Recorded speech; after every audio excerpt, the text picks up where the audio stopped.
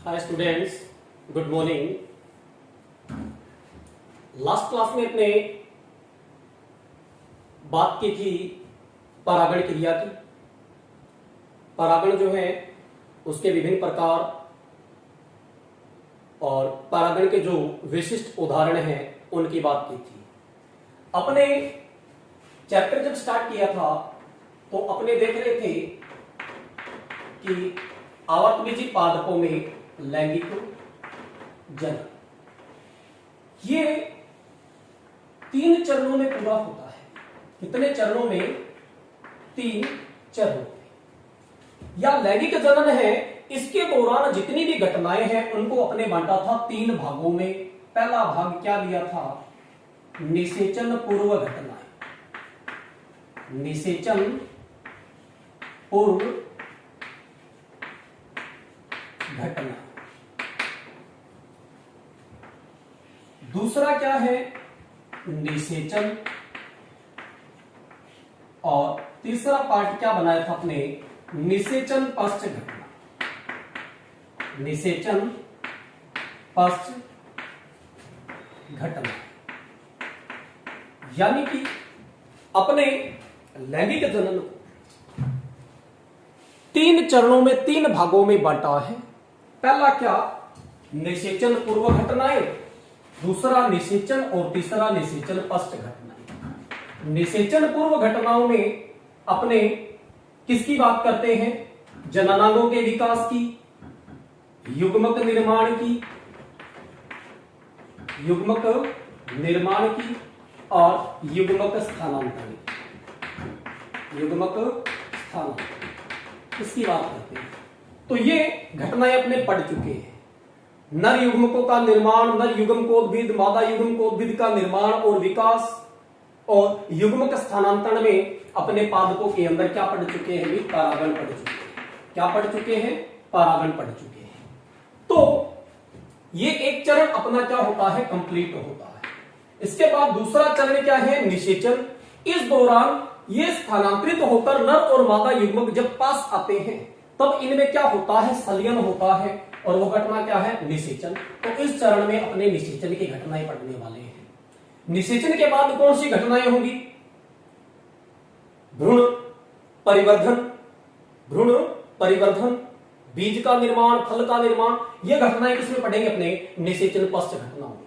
तो आज अपने जो टॉपिक स्टार्ट कर रहे हैं वो है भी निषेचन पूर्व घटनाओं के बाद दूसरा चरण या दूसरा स्टेप निषेचन। तो आज के टॉपिक की हेडिंग डालिए निषेचन या फर्टिलाइजेशन। हेडिंग क्या रहेगी अपनी? निषेचन या फर्टिलाइजेशन। फर्टिलाइजेशन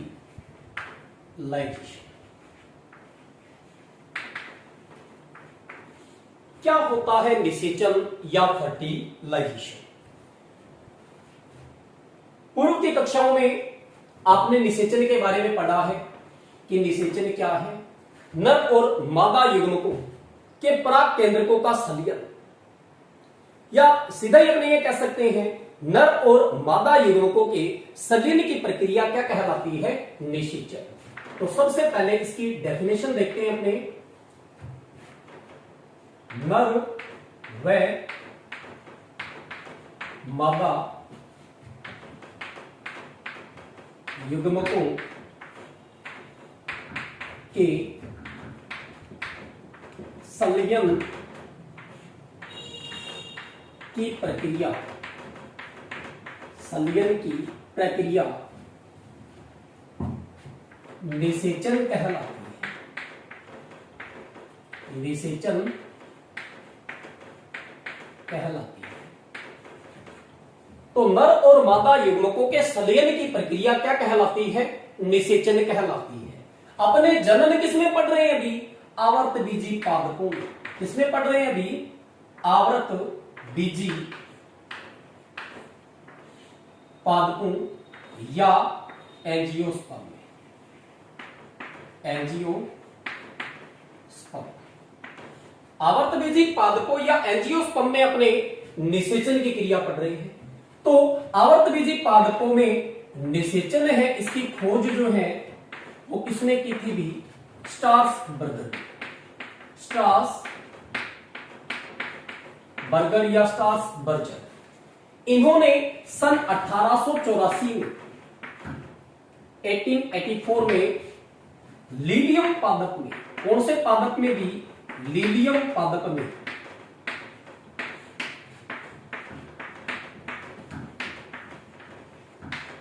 लीलियम पादप में निषेचन की खोज की। निषेचन क्या है? नर और मादा युग्मकों के संलयन की प्रक्रिया निषेचन कहलाती है और आवर्तबीजी पादपों या एंजियोस्पर्म में निषेचन की खोज किसने की भी? स्ट्रासबर्गर ने। और किसमें की भी? लीलियम ग्रैंडिफ्लोरम ने। या लीलियम पादप जो है उसके अंदर निषेचन की प्रक्रिया जो है उसकी खोज की किसने भी? स्ट्रासबर्गर ने। तो आप ध्यान रखेंगे निषेचन की खोज। आगे अपने निषेचन में ही एक घटना पढ़ेंगे, द्विनिषेचन। क्या पढ़ेंगे भी? द्विनिषेचन। द्विनिषेचन है, इसकी खोज की थी भी एसजी नवास्टिन। किसने की थी? एसजी नवास्टिन। फ्रिटलेरिया और लीलियम पादप में। तो ध्यान रखना है, निषेचन की खोज पूछे तो किसने की भी? स्ट्रासबर्गर ने। और द्विनिषेचन की खोज किसने की? एसजी नवास्टिन ने। यह घटना आपने बाद में पढ़ने वाले हैं। तो निषेचन के बारे में पढ़ते हैं अपने। तो निषेचन जानते हैं आप क्या है? कि नर और मादा युग्मकों का संलयन क्या कहलाता है? निषेचन कहलाता है। क्या कहलाता है? निषेचन। खोज की अभी बात की थी अपने, किसने की थी भी? स्ट्रासबर्गर।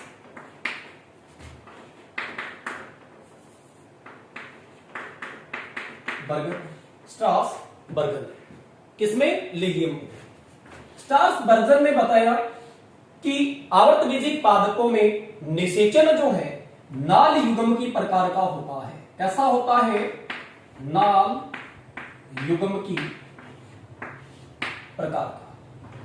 आवर्तबीजी पादपों में निषेचन जो है कैसा होता है? नाल युग्म की प्रकार का, या इसको कहते हैं साइफोनोगेमी। साइफोनोगेमी प्रकार। किस प्रकार का भी? साइफोनोगेमी प्रकार का निषेचन। नाल युग्म की या साइफोनोगेमी प्रकार का निषेचन क्या है? कि जब नर युग्मक मादा युग्मक तक किसी नलिका की सहायता से पहुंचते हैं, जब नर युग्मक मादा युग्मक तक किसी नलिका की सहायता से पहुंचते हैं तो उसे नाल युग्म की संलयन या नाल युग्म की निषेचन कहते हैं। आप जानते हैं कि आवर्तबीजी पादपों में नर युग्मकोद्भिद जो है वो कैसी संरचना? एक नलिका युक्त संरचना है। कैसी संरचना है? एक नलिका युक्त संरचना है। और ये नलिका युक्त संरचना जो है इसमें नर केंद्रक है, ये नलिका केंद्रक, ये दो नर केंद्रक। तो इस नलिका की सहायता से वो कहां पहुंच रहे हैं? कहां पहुंच रहे हैं भी? मादा युग्मक तक। इसलिए ये निषेचन कैसा है? नाल युग्म की प्रकार। अब निषेचन की क्रिया पढ़ने से पहले अपने एक छोटी सी रिएक्शन जो है उसकी चर्चा भी करनी पड़ेगी। भी निषेचन है, इसके लिए अपने को एक छोटी सी रिएक्शन है, इसके बारे में चर्चा करनी पड़ेगी। और वो रिएक्शन क्या है उसकी बात करते हैं। आपने परागण पढ़ा है। क्या पढ़ा है भी? परागण या पोलिनेशन पढ़ा है। तो पोलिनेशन में आपने देखा है कि परागकण जो है एक पुष्प से दूसरे पुष्प तक विभिन्न माध्यमों की सहायता से पहुंचते हैं। किसकी सहायता से? विभिन्न माध्यमों की सहायता से विभिन्न प्रकार के एजेंट। पोलिनेशन के दौरान आपने क्या देखा है कि परागकण जो होते हैं पोलन ग्रेन, ये किसी एजेंट के थ्रू कहां तक पहुंचते हैं? स्टिग्मा तक पहुंचते हैं। कहां तक पहुंचते हैं? स्टिग्मा तक पहुंचते हैं। यानी कहां तक? वर्तिकाग्र तक। ये मान लीजिए पुष्प का क्या है? वर्तिकाग्र है। ये पुष्प का मादा जनन भाग जयांग है भी। क्या है? जयांग। जयांग में ये क्या हो गया? अंडाशय। अंडाशय के अंदर क्या है? बीजांड। और बीजांड में क्या है? भ्रूणकोश। और ये शीर्ष भाग जो है ये क्या है भी? स्टिग्मा। क्या है भी? स्टिग्मा है। तो ये यहां पे मान लेते हैं अपने क्या है? परागकण है। ये परागकण किसी एजेंट के थ्रू कहां पहुंच जाता है भी?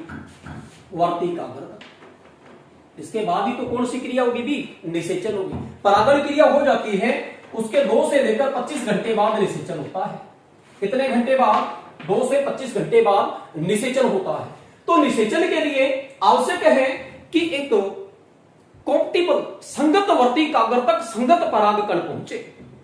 एक संगत वर्तिकाग्र तक संगत परागकण पहुंचे। इस बात का मतलब क्या है, अर्थ क्या है कि यहां पे ये परागकण है, ये किसी एजेंट की सहायता से कहां पहुंच रहा है? वर्तिकाग्र तक। अब वर्तिकाग्र तक मान लीजिए इन परागकणों को कौन लेके आया है? कोई एजेंट, और कोई एजेंट जो है इसको मान लेते हैं ये कोई इंसेक्ट है। क्या है भी? कोई इंसेक्ट है, कोई कीट है, या एयर के द्वारा भी ये पहुंच सकता है, या वाटर के द्वारा भी पहुंच सकता है, या किसी अन्य पक्षी के द्वारा भी पहुंच सकता है, या अपने चमगादड़ परागण भी पड़ा है उसके द्वारा भी पहुंच सकता है। क्या इस इंसेक्ट को, कीट को, या वायु को, या जल को, या चमगादड़ को, या किसी पक्षी को, गिलहरी को, इनको पता है क्या भी ये परागकण जो है, ये परागकण जो है इसका संगत वर्तिकाग्र यही है। जरूरी नहीं है कि उसी पुष्प के ऊपर, उसी प्रजाति के पुष्प पर वो परागकण पहुंचे, या यूं कह दे कि ये वर्तिकाग्र है, इस पे ये देखिए अलग अलग कलर के चोक है, ये खूब सारे यहां पे पड़े हैं वर्तिकाग्र का। देखिए ये वर्तिकाग्र मान लिया, इन चोक जो है इनको आप मान ले परागकण। तो अलग अलग पौधों के परागकण है, अलग अलग पौधों के परागकण, क्योंकि ये अनजाने में ही किसी कीट के साथ या वायु के द्वारा उड़कर यहां पहुंच गए। लेकिन यहां क्या होगा कि जो ये वर्तिकाग्र है इस पे इन सभी का अंकुरण नहीं होगा। यहां पे अंकुरण किसका होगा? जो संगत परागकण, मान लीजिए संगत परागकण है, तो ये जब यहां पे पहुंचेगा, चाहे अन्य कोई से भी परागकण पहुंचे हैं, वो यहां पे क्या नहीं हो पाएंगे भी? अंकुरित नहीं हो पाएंगे। इस घटना को समझने के लिए अपने एक रिएक्शन की बात करते हैं। इस रिएक्शन का नाम है भी पोलन क्रिस्टल इंटरएक्शन। क्या है भी? पराग स्त्रीकेशन, पराग स्त्रीकेशन अंतःक्रिया, पराग स्त्रीकेशन अंतःक्रिया या pollen crystal interaction. Pollen crystal interaction क्या होता है कि जब अपने देखते हैं कि एक पुष्प के वर्तिकाग्र पर भिन्न भिन्न प्रजातियों के परागकण किसी माध्यम से पहुंच सकते हैं, लेकिन उस वर्तिकाग्र पर उन सभी परागकणों का अंकुरण नहीं होता, क्योंकि अंकुरण किसका होगा? संगत परागकण का ही होगा। और परागकणों की संगतता जांचने के लिए, कॉम्पेटिबिलिटी जांचने के लिए पराग और स्त्रीकेशन यानी परागकण के बाह्य चोल, परागकण के बाह्य चोल और वर्तिकाग्र के द्वारा स्रावित प्रोटीनों के बीच में कुछ इंटरएक्शन होती है। कुछ क्या होती है? इंटरएक्शन होती है। यानी परागकण के बाह्य चोल में आप जानते हैं कि कैपिटम द्वारा स्रावित कुछ प्रोटीनें होती हैं, तो परागकण के बाह्य चोल में उपस्थित प्रोटीनों और स्त्रीकेशन के वर्तिकाग्र द्वारा स्रावित प्रोटीनों के बीच यहां क्या होता है भी? इंटरएक्शन होता है, पारस्परिक अंतःक्रिया होती है। यदि संगत परागकण पहुंचते हैं तब क्या होगा? ये इंटरएक्शन सफल होगा, ये इंटरएक्शन सक्सेस होगा, और वर्तिकाग्र क्या करेगा? जल पोषक पदार्थों का स्त्रावण करेगा, जल पोषण पदार्थों का स्त्रावण करेगा। इन पोषक पदार्थों को परागकण अवशोषित करके क्या हो जाएगा भी? अंकुरित हो जाएगा, और किसका निर्माण हो जाएगा? पराग नलिका का निर्माण हो जाएगा, यानी परागकण का अंकुरण हो जाएगा। और ये इंटरएक्शन जो परागकण के बाह्य चोल में जो प्रोटीनें हैं उनके बीच और वर्तिकाग्र के बीच जो चल रही है, ये कब तक चलेगी? जब ये वर्तिका कहां तक नहीं पहुंच जाती? यहां अंडाशय में स्थित बीजांड में जो भ्रूण कोश है वहां तक नहीं पहुंच जाती। यही क्रिया क्या कहलाती है? पराग स्त्रीकेशन पारस्परिक क्रिया। कि जब संगत परागकण वर्तिकाग्र पर पहुंचते हैं तभी क्या है? वर्तिकाग्र क्या करेगा? प्रोटीनों का, इसका पोषक पदार्थों का, प्रोटीनों का, जल का स्त्रावण करेगा, जिन्हें ग्रहण करके परागकण अंकुरित हो जाता है। अब अपने बात करते हैं निषेचन की। देखिए पोलन क्रिस्टल इंटरएक्शन है, इससे संगतता असंगतता की जांच हो जाती है, और कौन सी क्रिया होती है? फिर निषेचन की क्रिया होती है। तो अभी निषेचन की जो ये क्रिया है, निषेचन की जो क्रिया है, ये क्रिया है, इसमें कई पद होते हैं, कई चरण होते हैं। यानी स्टेप बाय स्टेप ये प्रक्रिया जो है, प्रोसेस जो है पूरा होता है। तो निषेचन के लिए जो विभिन्न पद है या चरण है उनकी अपने यहां पे बात करते हैं। निषेचन के लिए सबसे पहला चरण, निषेचन के लिए सबसे पहला चरण जो है वो अपना कौन सा है? सबसे पहला चरण है पराग कणों का अंकुरण, पराग कणों का अंकुरण व पराग नली का निर्माण। पराग कणों का अंकुरण व पराग नली का निर्माण। देखो, सबसे पहले अपने बात करते हैं निषेचन के दौरान पराग कणों का अंकुरण और पराग नली का निर्माण। अपने जानते हैं कि हमारे पास ये मान लेते हैं स्त्री केशर है। क्या है भी? स्त्री केशर है। स्त्री केशर के अंदर ये नीचे का आधार भाग जो है अंडाशय, और अंडाशय के अंदर ये क्या है भी? बीजांड है। क्या है भी? बीजांड। ये फुला हुआ भाग क्या कहलाएगा? ओवेरी। ये क्या हो गया? स्टाइल। और सिर्फ जो प्याले रूपी भाग है ये क्या है भी? स्टिग्मा। क्या है? स्टिग्मा। पहला चरण क्या है अपना? पराग कणों का अंकुरण व पराग नलिका का निर्माण। जब पराग कण कहां पहुंच जाते हैं? वर्ती कागर पर पहुंच जाते हैं। ये कोई पराग कण है और ये कहां पहुंच जाता है? वर्ती कागर। कहां पहुंच जाता है भी? वर्ती कागर पर पहुंच जाता है। कौन सी क्रिया के द्वारा? परागण क्रिया के द्वारा। कौन सी क्रिया के द्वारा? परागण क्रिया के द्वारा। जैसे ही पराग कण कहां पहुंच जाता है? कहां पहुंच जाता है भी? वर्ती कागर पर पहुंच जाता है। तो क्या होता है? पराग कण के बाह्य चोंग में स्थित प्रोटीनों और वर्ती कागर द्वारा स्रावित प्रोटीनों के बीच क्या होता है? पोलन पिस्टल इंटरएक्शन होता है। जब ये पोलन पिस्टल इंटरएक्शन, जिसकी अभी बात की थी, जब ये सफल होता है तो वर्ती कागर क्या करता है? पोषकों का स्रावण करता है। किसका स्रावण करता है?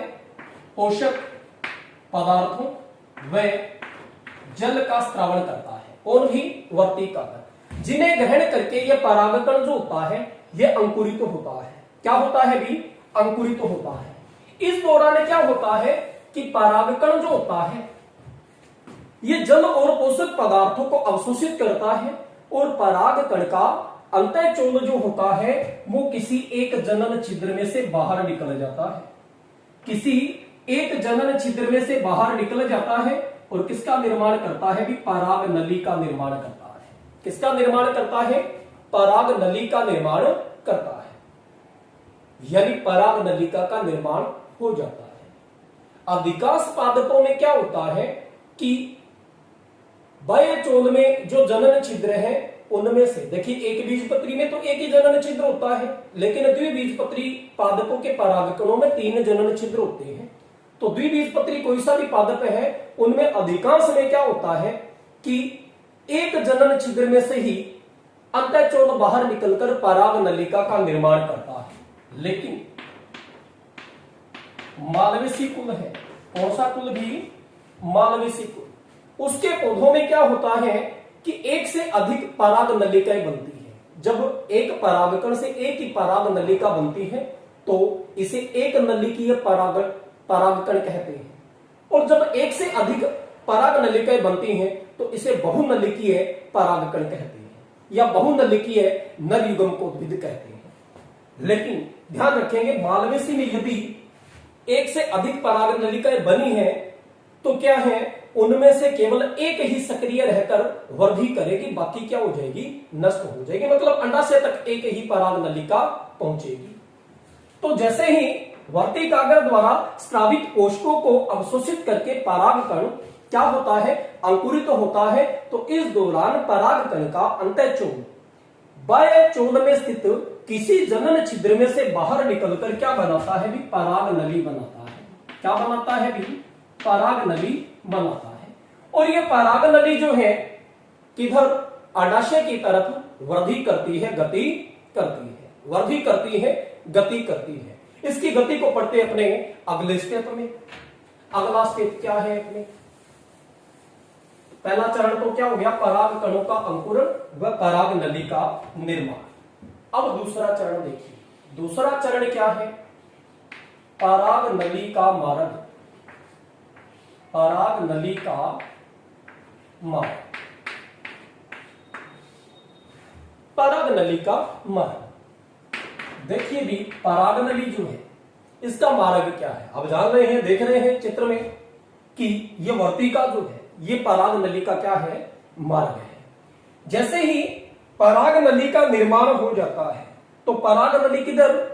अंडाशय की ओर वृद्धि करेगी। क्यों करती है इसकी बात भी करेंगे अपनी। पहले इसके मार्ग की बात करें तो देखिए भी, अधिकांश पादपों में, कुछ पादपों में तो क्या होता है? वर्तिका खोखली नली के रूप में होती है। किसके रूप में? खोखली नली के रूप में, जिससे पराग नली इस नली में से होते हुए अंडाशय की ओर वृद्धि करती है। लेकिन अधिकांश पादपों में पराग नली का जो होती है ये कोशिकीय होती है। क्या होती है भी? कोशिकीय, यानी इसके अंदर कोशिकाएं पाई जाती है, जिसकी वजह से क्या है? ये ठोस नली के रूप में होती है। जब ये कोशिकीय होती है तो पराग नली को अपना रास्ता बनाना पड़ेगा। तो इस दौरान क्या है? पराग नली क्या करती है? एक एंजाइम का स्रावण करती है जिसका नाम है पैक्टिनेज। कौन सा भी? पैक्टिनेज। पैक्टिनेज क्या करता है? वर्तिका में जो सेल्स होती है, वर्तिका में जो सेल्स होती है उनका विघटन करता है, उनकी भित्तियों को गलाता है, जिससे ये वर्तिका जो है इसमें क्या बन जाता है? पराग नलिका के लिए मार्ग बन जाता है। और पराग नलिका जो है वृद्धि करती हुई अंडाशय की ओर बढ़ती है। अब यहां सोचने वाली बात यह है कि पराग नलिका जो होती है ये अंडाशय की ओर ही वृद्धि क्यों करती है? अंडाशय की ओर ही वृद्धि क्यों करती है? आपने मादा युग्म कोद्भिद पढ़ा था, भ्रूणकोश पढ़ा था, तो उसमें आपने देखा था कि अंड उपकरण जो है उसमें कौन सी कोशिकाएं थी? सहायक कोशिकाएं। कौन सी कोशिकाएं? सहायक कोशिकाएं। अंड उपकरण में 3 सेल थी, मध्य वाली अंड कोशिका या एग सेल, और उसके पार्श्व में जो 2 कोशिकाएं थी वो कौन सी थी? सहायक कोशिकाएं। सहायक कोशिकाएं जो है इनके द्वारा विशिष्ट रसायनों का स्रावण किया जाता है। विशिष्ट रसायन जो है इनके द्वारा स्रावित किए जाते हैं। ये रसायन पराग नलिका को अपनी ओर क्या करते हैं? आकर्षित करते हैं। यहां से, यानी यहाँ पे भ्रूण कोश है उसके द्वारा क्या किया जाता है? भ्रूण कोश में जो सहायक सेल है उनके द्वारा विशिष्ट रसायनों का स्रावण किया जाता है और इन रसायनों के द्वारा पराग नलिका को अपनी ओर आकर्षित किया जाता है, जिससे यह पराग नलिका अंडाशय में स्थित बीजांड की ओर ही गति करती है। इस प्रकार की गति को क्या कहते हैं? पराग नलिका की इस प्रकार की जो ये गति है जो रसायनों के प्रति हो रही है, इस गति को क्या कहते हैं? रसायनानुवर्ती। क्या कहते हैं? रसायनानुवर्ती गति। तो पराग नलिका की बीजांड की ओर या अंडाशय की ओर जो गति होती है वो रसायनानुवर्ती गति होती है। यानी ये पराग नलिका अब अंडाशय की ओर वृद्धि करती है, उसकी ओर गति करती है। अब देखिए पराग नलिका जो है इसकी लंबाई जो होती है ये वर्तिका की लंबाई पर निर्भर करती है। पराग नलिका जो है इसकी लंबाई किस पे निर्भर करती है? वर्तिका की लंबाई पर निर्भर करती है, क्योंकि पराग नलिका को वर्तिका में से होते हुए कहां तक पहुंचना है भी? अंडाशय तक। तो पराग नलिका जो है उसकी लंबाई वर्तिका की तुलना में क्या होती है? अधिक होती है। और सबसे लंबी पराग नली, सबसे लंबी पराग नली किसमें पाई जाती है? मक्का में। किसमें? मक्का में। क्योंकि मक्का के अंदर वर्तिका जो है इसकी लंबाई सबसे ज्यादा होती है। तो किस पादप में वर्तिका की लंबाई सबसे ज्यादा होती है? मक्का में होती है। आप जानते हैं कि मक्का का पौधा जो है ये एक द्विलिंगी पौधा है जिसपे एक लिंगी प्रकार के पुष्प पाए जाते हैं। मादा पुष्प तो है वो एक पुष्पकर्म जिसको स्पैडिक्स पुष्पकर्म कहते हैं। इस तरह का भुट्टा देखा होगा आपने मक्का का। मक्का का भुट्टा देखा होगा आपने। मक्का के भुट्टे में आप देखते हैं कि मक्का का भुट्टा जो है ये मादा पुष्पकर्म है। इसमें बहुसंख्या मादा पुष्प पाए जाते हैं और नर पुष्प मक्का में शीर्ष भाग पे लगते हैं। तो यहां पे जो ये मादा पुष्प है इनकी जो वर्तिकाएं जो होती है इस स्पैडिक्स पुष्पकर्म से बाहर रोम के गुच्छे के रूप में बाहर निकली रहती है। मक्का के भुट्टे में आप देखते हैं कि बाहर की ओर एक रोम समान एक बालों जैसा गुच्छा लटका रहता है। वो बालों जैसा गुच्छा क्या है कि यहाँ पे जो मादा पुष्प है उनके वर्तिकाएं हैं। क्या है भी? वर्तिकाएं। तो वर्तिकाएं आपने देखी है, मक्का के भुट्टे को आप छीलते हैं तो आप देखते हैं उसके अंदर लंबी लंबी रोम सदृश संरचनाएं होती हैं, बाल के जैसी संरचनाएं होती हैं।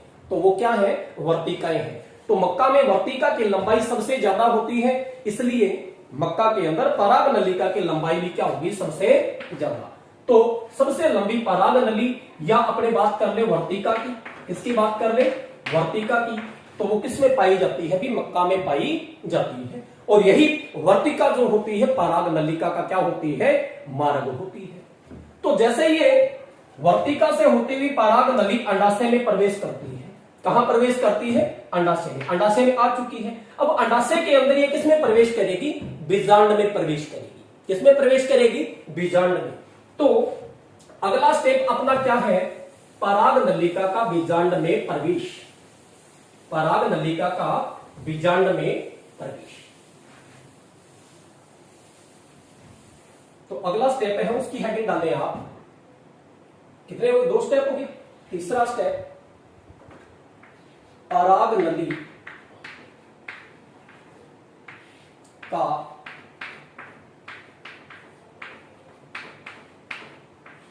बीजांड में प्रवेश। पराग नली का बीजांड में प्रवेश। देखिए भी पराग नली जो है वर्तिका में से रसायनानुवर्ती गति करती हुई अंडाशय की ओर वृद्धि करती है। किसकी ओर वृद्धि करती है? अंडाशय की ओर। और अंडाशय के अंदर, किसके अंदर भी? अंडाशय के अंदर पराग नली जो है वो पहुंचने के बाद जैसे ही बीजांड में पहुंचेगी तो बीजांड में इसका प्रवेश जो होता है वो 3 प्रकार से होता है। कितने प्रकार से? 3 प्रकार से। देखते हैं कौन कौन से प्रकार है। सबसे पहला प्रकार कौन सा है? अंडद्वारी प्रवेश। अंडद्वारी प्रवेश या इसको कहते हैं पोरोगैमी। क्या कहते हैं? पोरोगैमी। अंडद्वारी प्रवेश या पोरोगैमी। ये मान लेते हैं अपने पास एक बीजांड है। क्या है भी? बीजांड। बीजांड में ये क्या है? भ्रूणकोश है। क्या है भी? भ्रूणकोश। भ्रूणकोश के अंदर ये तो होगी कौन सी कोशिकाएं? प्रतिमुखी कोशिका। ये होगी केंद्रीय कोशिका और यहां 3 कोशिकाओं का समूह है बीजांडद्वारी छोर पर। वो क्या है भी? अंड उपकरण। इसके चारों ओर क्या है? बीजांडकाय। क्या है भी? बीजांडकाय। बीजांडकाय के चारों ओर क्या है भी? बीजांडकाय के चारों ओर क्या है? अध्यावरण। क्या है भी? अध्यावरण। तो ये एक प्रारूपिक बीजांड है। क्या है भी? एक प्रारूपिक बीजांड है। अब इस प्रारूपिक बीजांड, ये बीजांड जो है किसके अंदर स्थित है भी? अंडाशय के अंदर स्थित है। किसके अंदर भी? अंडाशय के अंदर स्थित है। ये अंडाशय दिखा दिया मैंने बाहर। तो आप इसको मान लेंगे कहां है? ये अंडाशय के अंदर है। किसके अंदर है भी? अंडाशय के। बीजांडद्वारी प्रवेश या पोरोगैमी, इसको अंडद्वारी या बीजांडद्वारी, अच्छा नाम रहेगा भी बीजांडद्वारी। तो पहला प्रकार लिखेंगे बीजांड द्वारी प्रवेश, बीजांड द्वारी प्रवेश, या क्या कहते हैं इसको, पोरोगैमी। क्या कहते हैं, पोरोगैमी। अब परागनलिका जो है वो वर्तिका में से वृद्धि करती हुई, वर्तिका में से वृद्धि करती हुई अंडाशय में पहुंचती है, और अंडाशय में ये बीजांड में प्रवेश कहां से करती है, नाम से स्पष्ट है, बीजांड द्वार से। कहां से भी, बीजांड द्वार से। तो इसे क्या कहते हैं, बीजांड द्वारी प्रवेश या पोरोगैमी। कि जब परागनलिका बीजांड में प्रवेश कहां से करे, बीजांड द्वार से। देखिए भी ये क्या है, निभाग है। क्या है, निभाग है। और ये क्या हो गए, अध्यावरण हो गए। और ये क्या है भी, बीजांड द्वार, बीजांड द्वार। और ये क्या हो गई, पराग नली। तो जब पराग नली बीजांड में प्रवेश कहां से करती है, बीजांड द्वार से, तो इसे क्या कहते हैं, बीजांड द्वारी प्रवेश। और अधिकांश पादपों के अंदर, एग्जाम्पल क्या है भी, अधिकांश पादप, अधिकांश पादप। जैसे लिलियम वगैरह के अंदर खोज की गई थी, तो एग्जाम्पल लिलियम का दे सकते हैं अपने। लेकिन अधिकांश पादपों में क्या हो जाएंगे, लगभग सारे पादपों में इसी प्रकार का प्रवेश होता है। यानी परागनलिका बीजांड में प्रवेश कहां से करती है, बीजांड द्वार से। दूसरा प्रकार है, दूसरा प्रकार है निभागीय प्रवेश, निभागीय प्रवेश, या इसे कहते हैं चैलेंजोगैमी। क्या कहते हैं, चैलेंजोगैमी। चैलेंजोगैमी में क्या है कि ये मान लेते हैं अपने पास क्या है भी, भ्रूणकोश हो गया, अंडकोशिका, सहकोशिका, और ये प्रतिमुखी कोशिकाएं, और ये क्या होगी, केंद्रीय कोशिका। इसके बाहर की ओर क्या है भी, बीजांडकाय, ये हो गए अध्यावरण,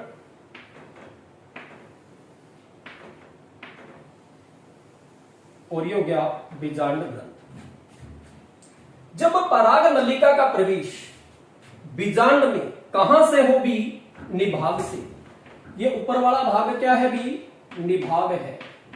क्या है भी, निभाग या चैलेजा। क्या है ये, निभाग या चैलेजा, निभाग या चैलेजा। तो जब परागनलिका बीजांड में प्रवेश कहां से करे, निभाग से करे। कहां से करे, निभाग से। तो इसे क्या कहते हैं, निभागीय प्रवेश। क्या कहते हैं, निभागीय प्रवेश। इस प्रकार का प्रवेश पाया जाता है भी, एग्जाम्पल ध्यान में रखेंगे, केजुराइना, केजुराइना, विटुला, विटुला, केजुराइना, विटुला आदि पादपों के अंदर निभागीय प्रवेश पाया जाता है। तीसरा प्रकार है भी अपना, तीसरा प्रकार है मध्य प्रवेश या अध्यावरणी प्रवेश। तीसरा प्रकार क्या हो गया इसका, मध्य प्रवेश या मिसोगैमी, या मिसोगैमी, या इसको अध्यावरणीय प्रवेश भी कहते हैं। क्या कहते हैं, अध्यावरणीय प्रवेश भी कहते हैं।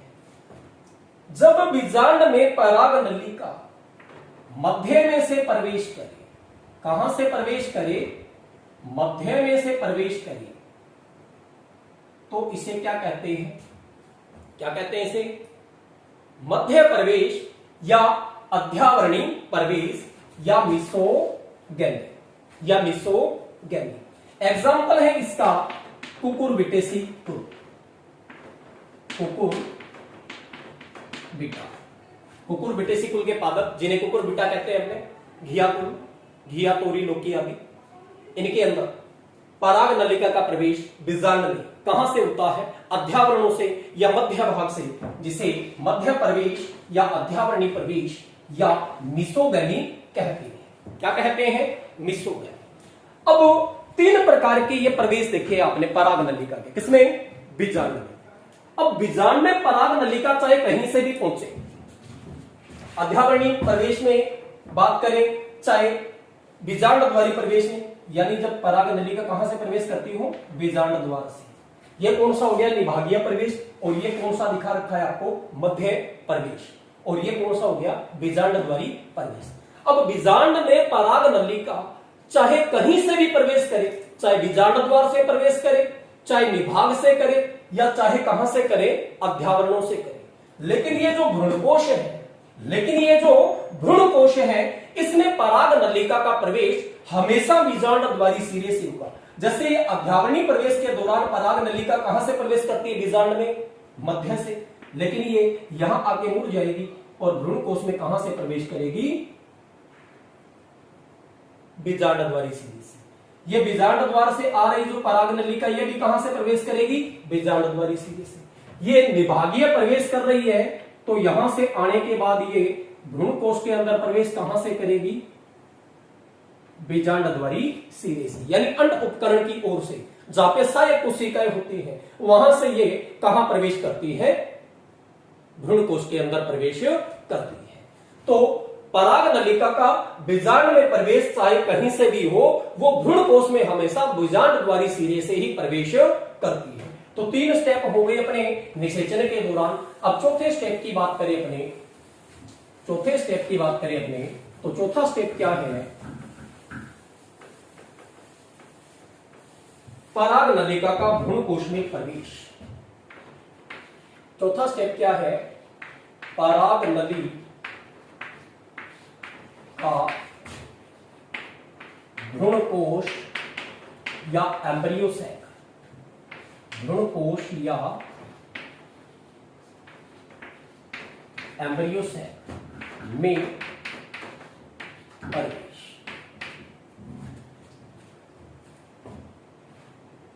ये मान लेते हैं अपने पास क्या है? भ्रूणकोश है। क्या है भी? भ्रूणकोश है। क्या है अपने पास? ये भ्रूणकोश। भ्रूणकोश में ये सहायक कोशिकाएं हैं। इन सहायक कोशिकाओं में ये फिलिफॉर्म उपकरण, और इनके मध्य में क्या है? अंड कोशिका। यहां क्या है भी? ये केंद्रीय कोशिका, और ऊपरी सिरे पे क्या है? यानी निभागीय सिरे पे क्या है? प्रतिमुखी कोशिका। क्या है भी? प्रतिमुखी कोशिका। ये क्या है भी? भ्रूणकोश है। क्या है भी? भ्रूणकोश। तो पराग नलिका का बीजांड में प्रवेश हो ही चुका है, लेकिन भ्रूणकोश में इसका प्रवेश कहां से होता है? बीजांड द्वारी सिरे से। ये नीचे वाला सिरा जो है कौन सा है? बीजांड द्वारी। और ऊपरी सिरा जो है कौन सा है? निभागीय सिरा। बीजांड द्वारी सिरे में ये क्या है? सहायक कोशिकाएं। पार्श्व में जो कोशिकाएं है वो कौन सी है भी? सहायक सेल है। और बीच में कौन सी है भी? अंड कोशिका या एग सेल। अंड कोशिका या एग सेल। और बीच में क्या है? केंद्रीय कोशिका। और यहां पे ये शीर्ष पर क्या है? Antipodal cell. कौन सी सेल है भी? एंटीपोडल सेल या प्रतिमुखी कोशिका। क्या है भी? प्रतिमुखी कोशिका। जैसे ही पराग नलिका बीजांड में प्रवेश करती है, बीजांड में प्रवेश करने के बाद इसका भ्रूणकोश में प्रवेश हमेशा कहां से होगा? बीजांड द्वारी सिरे से। कहां से होगा? बीजांड द्वारी सिरे से। जैसे ही पराग नलिका कहां आती है भी? भ्रूणकोश के अंदर आती है, तो भ्रूणकोश के अंदर इसका प्रवेश जो होता है वो सहायक कोशिकाओं से होता है। कहां से होता है? सहायक कोशिकाओं से। सामान्यतः क्या है? सहायक कोशिका का जो ये फिलिफॉर्म उपकरण है, ये क्या है भी? फिलिफॉर्म उपकरण, फिलिफॉर्म एपारेटस, यहां से होकर प्रवेश करती है। ये पराग नलिका है, और ये फिलिफॉर्म उपकरण में से होकर के क्या करती है भी? फिलिफॉर्म उपकरण में से होकर के क्या करती है? भ्रूणकोश के अंदर प्रवेश करती है। किसके अंदर प्रवेश करती है? भ्रूणकोश के अंदर प्रवेश करती है सामान्यतः। या फिर कहां से प्रवेश करती है? इन दोनों सहायक कोशिकाओं के बीच में से, या एक सहायक कोशिका को नष्ट करते हुए। सामान्यतः कहां से करेगी? फिलिफॉर्म उपकरण से। तो फिलिफॉर्म उपकरण में से होते हुए अब ये यहां से ही प्रवेश क्यों करती है? क्योंकि सहायक कोशिकाएं जो होती है ये रसायनों का स्रावण करती है, जो पराग नलिका को अपनी ओर आकर्षित करती है। तो जैसे ही पराग नलिका किसी एक सहायक कोशिका के फिलीफॉर्म उपकरण में से होते हुए भ्रूण कोश के अंदर प्रवेश करती है, एम्ब्रियो सैक के अंदर प्रवेश करती है, तो क्या होता है कि सहायक कोशिका ये नष्ट हो जाती है। इसी दौरान पराग नलिका में जो नलिका केंद्रक होता है वो भी क्या हो जाता है, नष्ट हो जाता है, और केवल क्या बचते हैं, दो नर केंद्रक। क्या बचते हैं, दो नर केंद्रक। कितने नर केंद्रक बचते हैं, दो नर केंद्रक। जैसे ही पराग नलिका भ्रूण कोश में प्रवेश कर जाती है तो या तो पराग नलिका अग्र सिरा फट जाता है और ये दोनों नर केंद्रक क्या है, भ्रूण कोश में मुक्त हो जाते हैं, या तो पराग नलिका अग्र सिरा फट जाता है और क्या हो जाता है, अग्र सिरा फट जाने से दोनों नर केंद्रक बाहर आ जाएंगे और भ्रूण कोश में मुक्त हो जाएंगे। या फिर क्या होता है कि पराग नलिका के नीचे की साइड में एक छिद्र बन जाता है, किसमें, मालवेसी कुल में। मालवेसी कुल यानी कपास के अंदर। कपास में क्या होगा, पराग नलिका के नीचे एक छिद्र बन जाएगी जिसमें से दोनों नर केंद्रक क्या है, भ्रूण कोश के अंदर आ जाएंगे। इनमें से एक नर केंद्रक तो क्या है, अंड कोशिका के साथ सलित होकर के क्या बनाएगा, जाइगोट बनाएगा, और दूसरा नर केंद्रक जो है केंद्रीय कोशिका के साथ संयुक्त होकर प्राथमिक भ्रूण कोश केंद्रक बनाएगा। ये बाद में किसमें बदल जाएगा, अभी भ्रूण कोश में, पीईएन किसमें बदल जाएगा, भ्रूण कोश में, और ये जाइगोट किसमें बदल जाएगा, भ्रूण में बदल जाएगा। यानी इस तरह से निषेचन का प्रोसेस पूरा होता है। अब द्विनिषेचन की जो घटना है उसकी बात करनी है अपने को, यानी पराग नलिका नर केंद्रकों को लेकर कहां आ चुकी है, मादा युग्म कोद्भिद या भ्रूण कोश में आ चुकी है। अब यहाँ पे इन केंद्रकों का क्या होना है, संलयन होना है, जो किस प्रकार से होगा इसकी बात अपने नेक्स्ट क्लास के अंदर करेंगे। तब तक के लिए धन्यवाद। Have a nice day.